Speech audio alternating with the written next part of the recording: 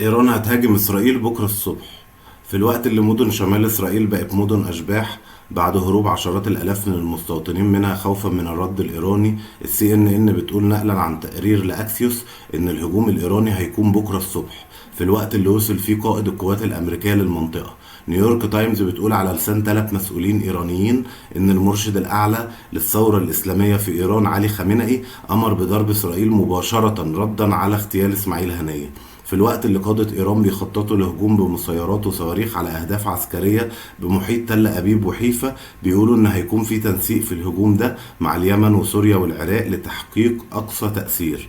موقع روسيا اليوم بيقول إن الأجهزة الأمنية الإسرائيلية ترجح أن تقوم إيران بإطلاق صواريخ باليستية وأخرى جوالة والعديد من المسيرات المفخخة على قواعد ومواقع لجيش الدفاع الإسرائيلي.